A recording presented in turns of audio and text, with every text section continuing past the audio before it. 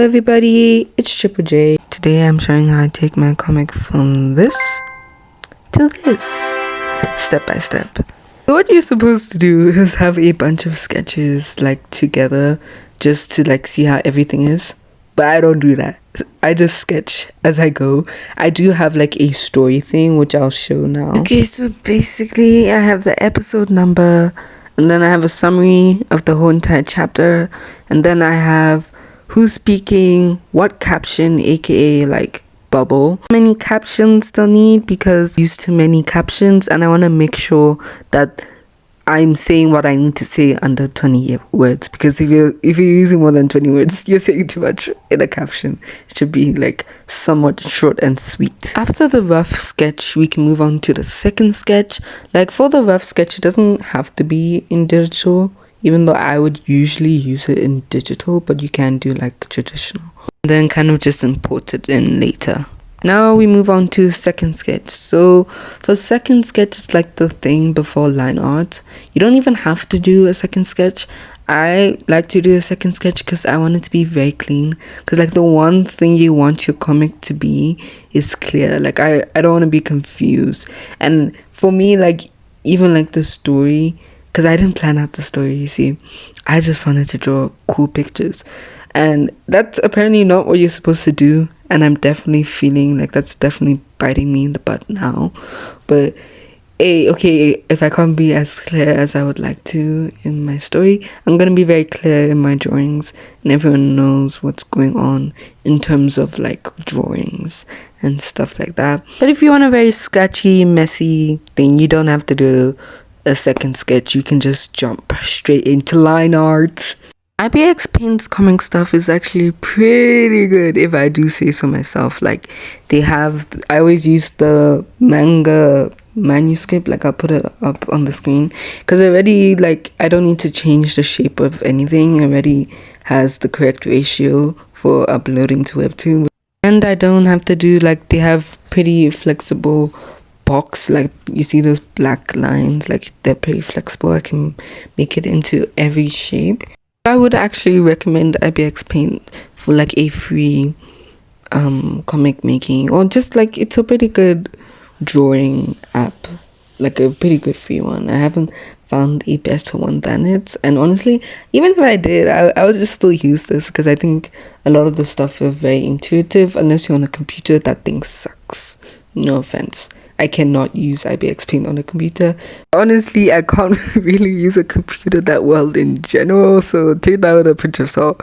But I don't like using it on a computer, but on my phone it's pretty good.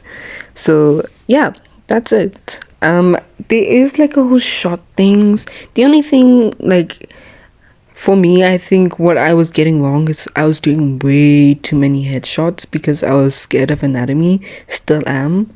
Oh, okay, we're doing line art now. Line art is just me going over my second sketch. Don't worry about that. I do really love line art, which I'm so surprised so many artists don't like it.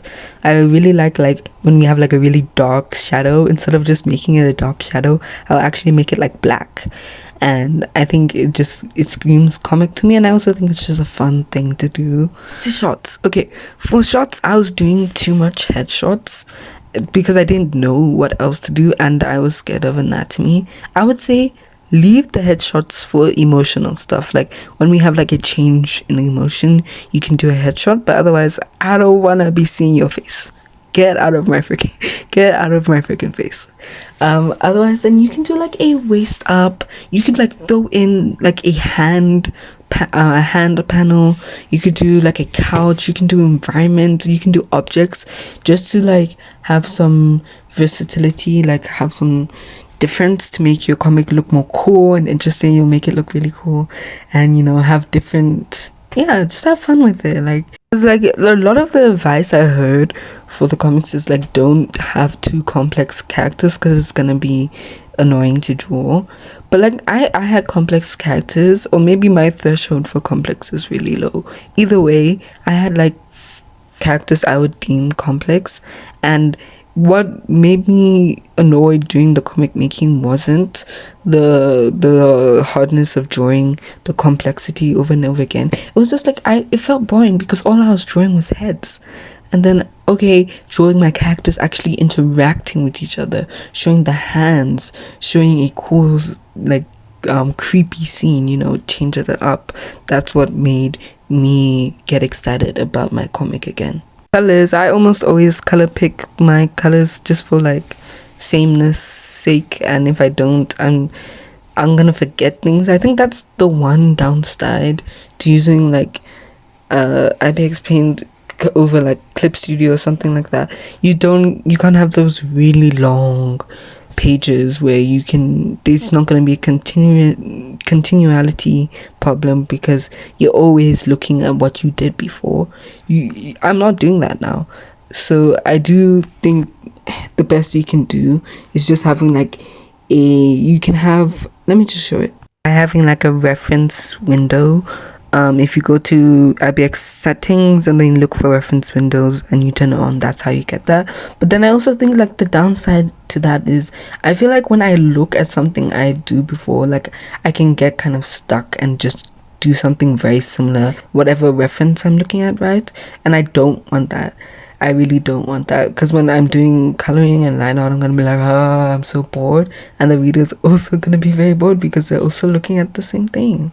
There is like, I did watch a Wings Canvas video on shots, and I have like a picture of the different types of shot to like tell myself, okay, be using different ones, be using cool ones, be doing abstract things and figurative things. Take advantage of the fact that it's a comic and it has a visual and a like text, whatever you call that, a text side to it. So yeah, I would recommend taking a couple of pictures of cool shots and putting them in your reference window as well, so you can try new things alongside as well. Right now I'm doing my own bubbles. I draw my own bubbles because I think it fits in better with my art style, and I would recommend other people do it too. And that's the end. So we started with rough sketch, then we went to second sketch, line art, base color, and you know, cleaning up, rendering. So I thought I'd do this because I had asked consent to post my drawing of someone else's OC too late. So yeah, I was like, okay, let me just do this, and yeah, and that's it. This is my outfit. Here's where you can read my comic plays. Skull of Stars, read it. I worked hard on it. Thanks. Bye.